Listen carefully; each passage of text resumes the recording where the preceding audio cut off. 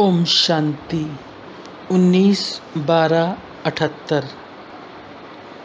Realty ही सबसे बड़ी royalty है। सर्व की तकदीर बनाने वाले भाग्य विधाता शिव बाबा अपने होवनहार तकदीरवान बच्चों प्रति बोले। आज बाप दादा बच्चों को देख हर्षित होते हैं, क्योंकि बाप जानते हैं कि यही बच्चे होवनहार हैं। हर बच्चे के वर्तमान और भविष्य तकदीर को देखते हुए बाप दादा हर बच्चे की तस्वीर में तकदीर देखते हैं। ब्राह्मणों के वर्तमान फीचर्स से फ्यूचर को देखते हैं।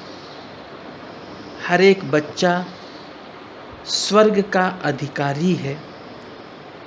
बच्चों के अधिकार को देख बाप दादा को भी ईश्वरीय फखुर है कि सारे विश्व में ऐसे तकदीरवान बच्चे किसी के हो नहीं सकते। ऐसा फखुर बच्चों को भी रहता है कि हमारे जैसा तकदीर किसी का हो नहीं सकता। बाप दादा आज विशेष रूप से हर बच्चे में एक विशेषता देख रहे हैं कि हर एक में रियल्टी की रॉयल्टी कहाँ तक आई है। रियल्टी ही रॉयल्टी है। इससे बड़ी रॉयल्टी और कोई नहीं। रॉयल्टी किन बातों की व रियल्टी किस बात की? पहले अपने स्वरूप की रियल्टी। अगर रियल्टी अर्थात अपने असली स्वरूप की सदा स्मृति है, तो स्वरूप की रियल्टी से इस स्थूल सूरत में भी अलौकिक रॉयल्टी नजर आएगी।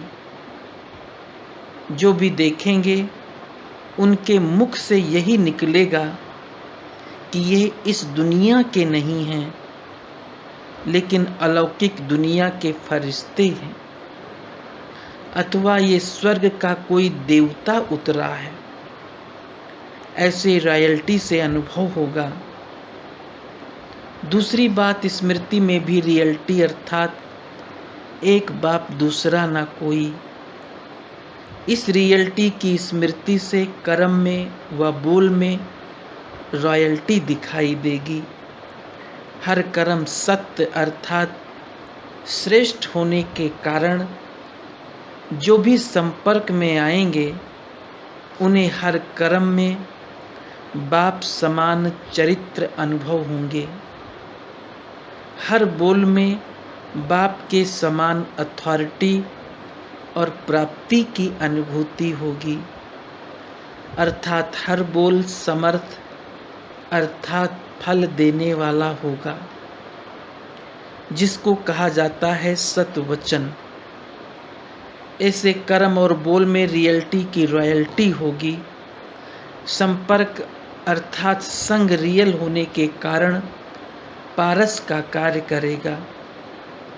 जैसे पारस लोहे को परिवर्तन कर देता है, ऐसे रियल्टी की रॉयल्टी वाली आत्मा का संग असमर्थ को समर्थ बना देगा, अर्थात नकली को असली बना देगा।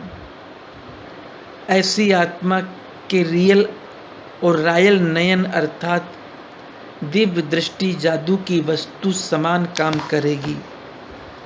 अभी अभी मुक्ति के स्टेज की अनुभूति, अभी अभी जीवन मुक्ति के स्टेज की अनुभूति, अभी अभी लास्ट अंतिम जन्म, अभी अभी फर्स्ट जन्म का स्पष्ट साक्षात्कार कराएंगे। अभी अभी अति दुखी स्टेज, अभी अभी अति सुखमय जीवन का अनुभव कराएंगे। हम सो हम के जादू मंत्र का अनुभव कराएंगे, अर्थात 84 जन्मों का ही ज्ञान स्मृति में दिलाएंगे।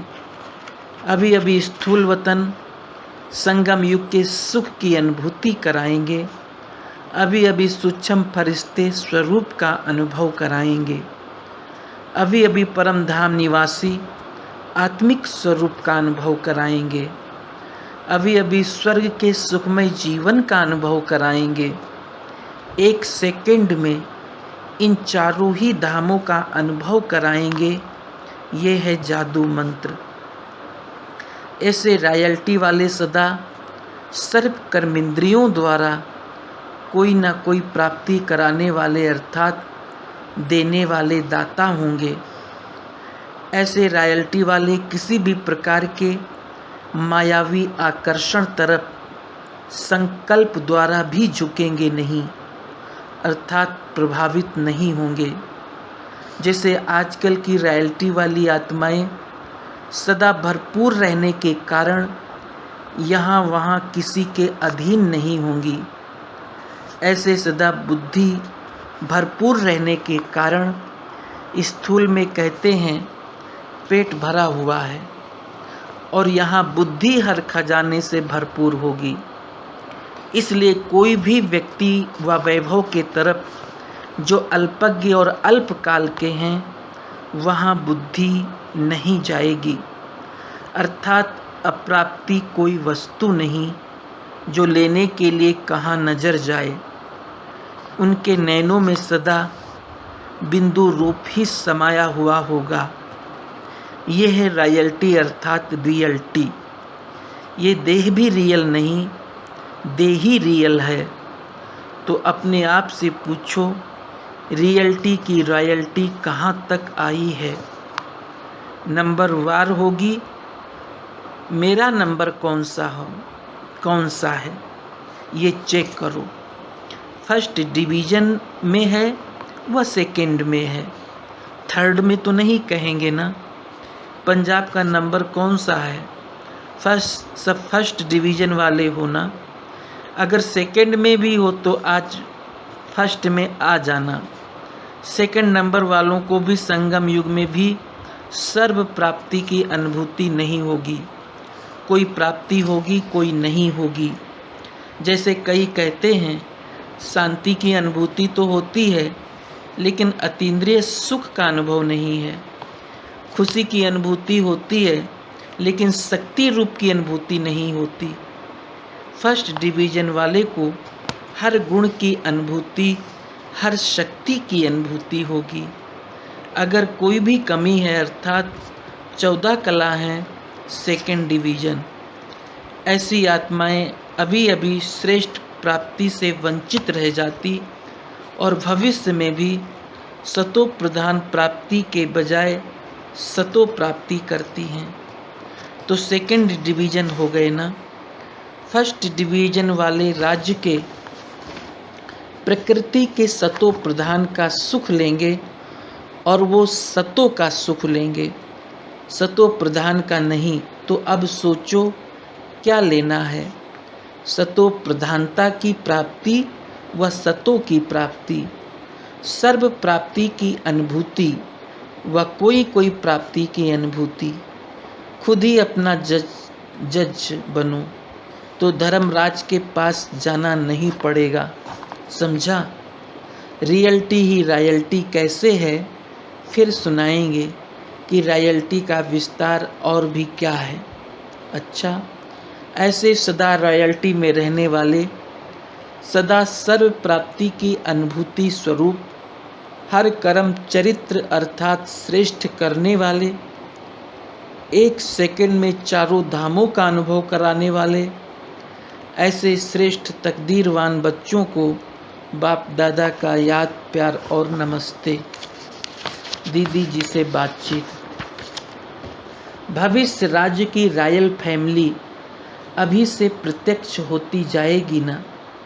जो बाप दादा के बोल सुने हैं कि अंत में सब स्पष्ट साक्षात्कार होगा, तो क्या वो दिव्य दृष्टि से होगा, साक्षात्कार में कि साक्षात रूप में होगा? सबको दिव्य दृष्टि से साक्षात्कार होने का ड्रामा तो और होगा, लेकिन वो साक्षात रूप में साक्षात्कार होगा। अभी जल्दी ही हर एक आत्मा अपनी रियलिटी द्वारा रॉयल्टी का रूप प्रत्यक्ष रूप में दिखाएगी, जिसमें ये किसको भी क्वेश्चन नहीं होगा कि ये होगा या नहीं होगा। अभी तो आपस में अगर नंबर भी निकालो तो फिर भी क्वेश्चन उठते हैं कि ये कैसे, ये ऐसे। लेकिन अभी जल्दी ही प्रत्यक्ष देखेंगे राजा कौन, रानी कौन व रॉयल फैमिली कौन। इसके भी पुरुषार्थ की गति बड़ी गहन है। समान होते हुए भी, चाहे अभी प्लस में भी दिखाई देते हो, फिर भी पुरुषार्थ की गति गुहे होने के कारण नंबर 1, 2 हो ही जाएगा। अभी हर एक के पुरुषार्थ की विशेषता दिखाई भी देती है, लेकिन जैसे कोई धूल के अंदर हीरा चमकता हो, कभी स्पष्ट दिखाई देगा, कभी छिपा हुआ नजर आएगा। तो अभी के पुरुषार्थ में चमकते हुए हीरे नजर जरूर आते हैं, लेकिन ऐसे दिखाई देते हैं और फिर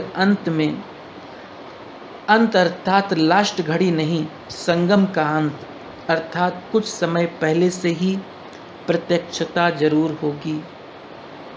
प्रत्यक्षता का पार्ट बजाते हुए अपना वर्तमान माला के मड़के का नंबर और भविष्य राज्य का स्वरूप दोनों ही प्रत्यक्ष होंगे। लेकिन अभी थोड़ा सा रेस की धूल का पर्दा है। अभी रेस में चलते चलते कभी रेस के बजाय रीस बदल जाता है। यही धूल का पर्दा चमकते हीरे को छिपा देता है, और जब ये पर्दा हट जाएगा तो छिपे हुए हीरे अपने प्रत्यक्ष के संपन्न स्वरूप में आ जाएंगे। ये पर्दा समाप्त हो जाएगा। संपन्नता का साक्षात्कार होने से कोई में संकल्प ही नहीं उठेगा कि ये नंबर ले सकते हैं, अर्थात रीस का पर्दा खत्म हो जाएगा और संपन्न हीरे चमकते हुए स्टेज पर प्रत्यक्ष होंगे। जैसे साकार में मम्मा बाबा की तरफ कोई की रीस नहीं हो सकती ना, ऐसे नंबरवार इतने स्पष्ट होंगे जो कोई रीस कर ही नहीं सके। ऐसे रॉयल फैमिली अभी से ही रॉयल्टी में दिखाई देगी। अभी तो 8 नंबर भी नहीं निकाल सकते ना, अभी फिर भी क्वेश्चन मार्क आ जाता है, फिर फुल स्टॉप आ जाएगा। अभी स्पष्ट रूप में 8 नंबर निकालने में भी क्वेश्चन उठता है, रखें ना रखें। अभी तीव्र पुरुषार्थ की पालिश हो रही है। पालिश में थोड़ी बहुत कमी छिप जाती है। जब 8 नंबर है तो कुछ तो कमी होगी ना पहले से, लेकिन इतनी नहीं होगी जो स्पष्ट दिखाई दे, इसलिए पालिश हो रही है। अभी तो तीव्र पुरुषार्थ के प्रोग्राम का संकल्प है। फैमिली में तो बहुत आ जाएंगे। अच्छा, आज तो पंजाब का टर्न है, जैसा नाम है वैसा ही काम है ना। शेर की विशेषता क्या होती है? शेर की विशेषता है अकेले होते हुए भी अपने को बादशाह समझता है, अर्थात निर्भय होता है। तो पंजाब निवासी ऐसे निर्भय हैं ना, किसी भी प्रकार के माया के रूप से डरने वाले तो नहीं हैं। ऐसा है पंजाब। पंजाब की धरनी का विशेष महत्व तो क्या है जानते हो? पंजाब ने स्थापना के आदि में अपना विशेष शक्ति रूप का दृश्य अच्छा दिखाया। अनेक प्रकार की हलचल में भी अचल रहे, क्योंकि पंजाब की धरनी विशेष धर्म की धरनी है। ऐसे धर्म की धरनी में आदि सनातन धर्म की स्थापना करना, इसमें समाना करके विजयी बने हैं। पंजाब की धरनी की विशेषता चरित्र में है कि चारों ओर के हंगामे की आग के बीच थोड़े से बच्चे बनकर विजयी बनकर पंजाब में भी विजय का झंडा लहराया। हिंसक धरनी के ऊपर अहिंसक की विजय हुई। तो ये भी पंजाब की धरनी का चरित्र विशेष रूप में गाया जाता है। दूसरी विशेषता, पंजाब में नदियों का गायन ज़्यादा है। ऐसे ही पंजाब से ज्ञान गंगाएं भी अधिक निकली हैं। आदि समय के हिसाब से पंजाब से ज्ञान नदियां भी ज़्यादा निकली हैं। तो पंजाब की धरनी कन्यादान में श्रेष्ठ निकली और महादानी निकली। तीसरी भी विशेषता है, पंजाब की भूमि में सेवा के विस्तार की भूमि भी महत्वपूर्ण है। जैसे नदियों का पानी चारों ओर विस्तार से फैला हुआ है, वैसे पंजाब में भी सेवा केंद्र का विस्तार अच्छा है। जगह जगह पर तीर्थ स्थान बनाए हुए हैं। महिमा सुनकर के खुश हो गए।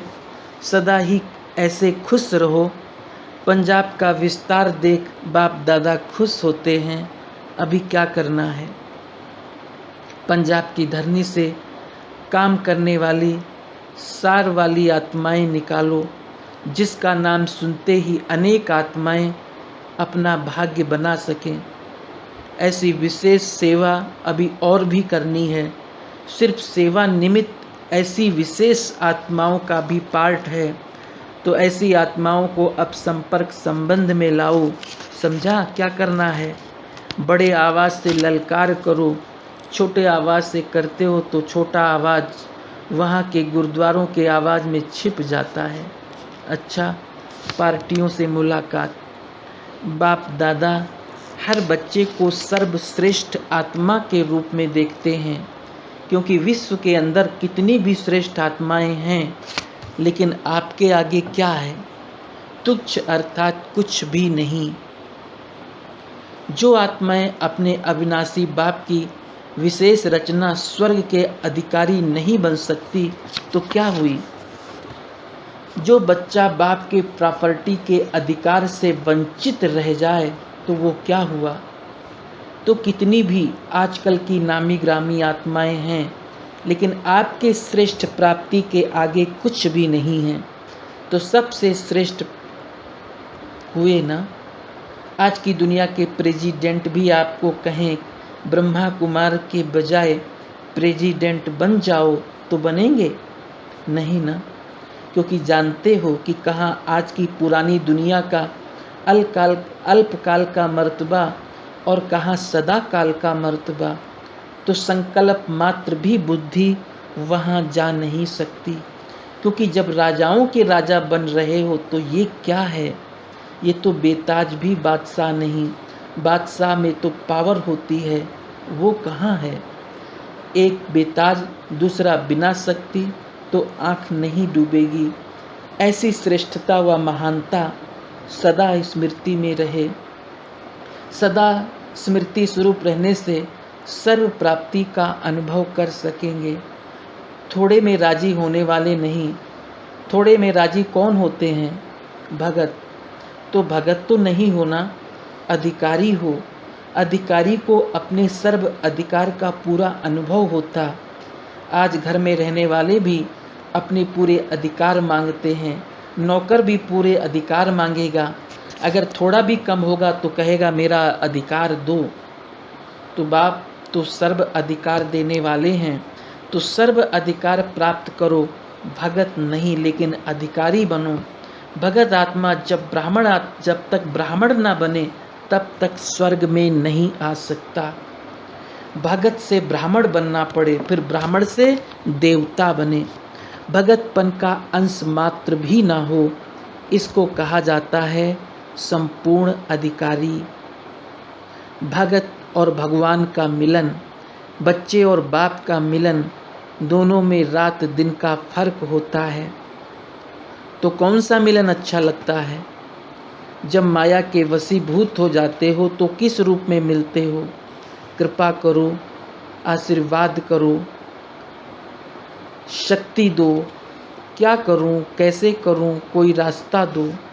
हमारे पास माया को ना भेजो, ये कमजोरी है ना। महावीर कहे दुश्मन ना आए और मैं महावीर हूँ, तो उसको क्या कहेंगे?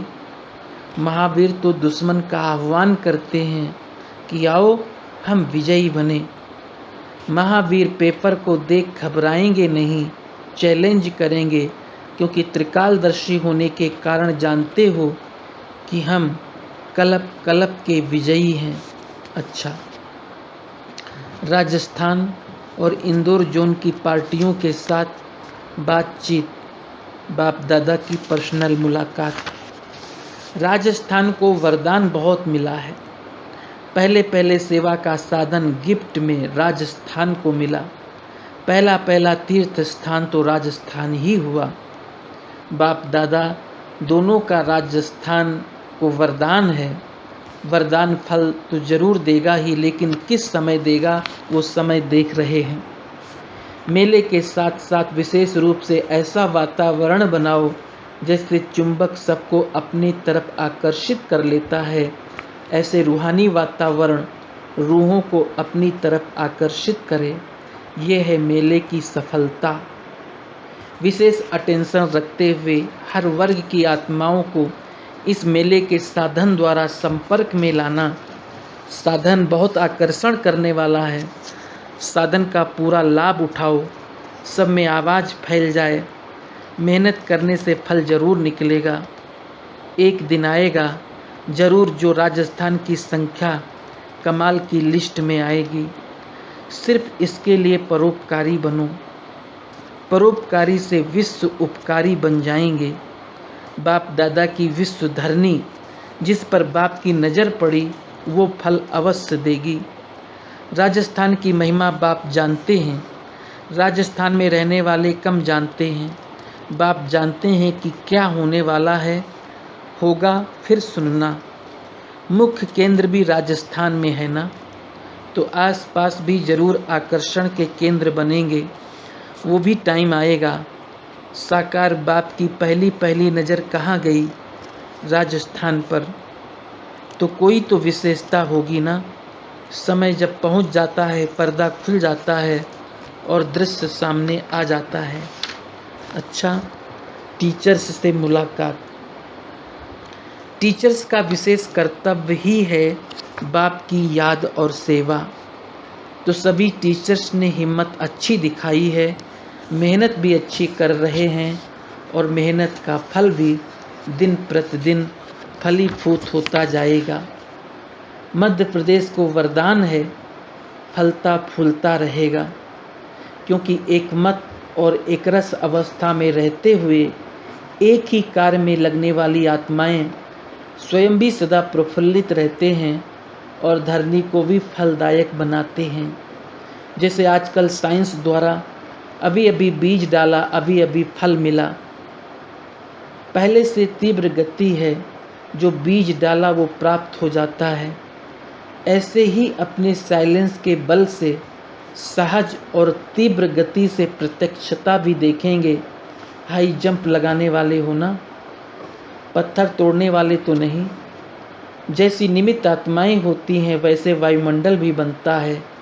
स्वयं सहयोगी हैं तो आने वाली आत्माओं को भी सहयोगी बना देती हैं। स्वयं उलझन में होंगे तो आने वाली आत्माओं में भी वही वाइब्रेशंस फैलता है। तो निमित्त आत्माओं को सदा निर्विघ्न एक बाप की लगन में मगन रहने वाले ऐसी स्थिति में रहना है।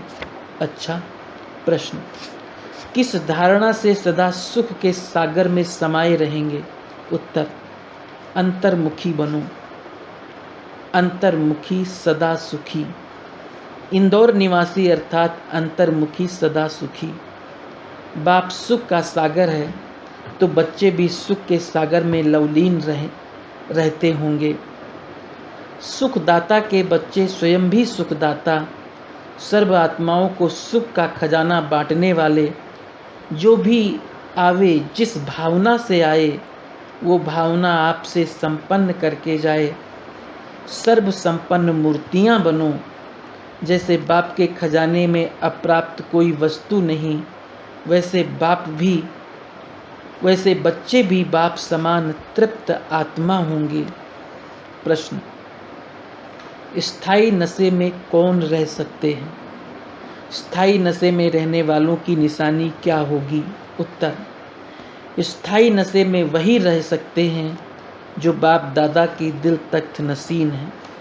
संगम युगी श्रेष्ठ श्रेष्ठ आत्माओं का स्थान ही है बाप दादा का दिल तख्त। ऐसे तख्त सारे कल्प में नहीं मिल सकता। विश्व का राज्य का व स्टेट का राज्य का तख्त तो मिलता रहेगा, लेकिन ऐसा तख्त फिर नहीं मिलेगा। ये इतना विशाल तख्त है जो चलो फिरो खाओ सो, लेकिन सदा तख्त नसीन। जो ऐसे तख्त नसीन बच्चे हैं वो पुरानी देह व देह की दुनिया से विस्मृत रहते हैं, देखते हुए भी नहीं देखते। अच्छा, ओम शांति।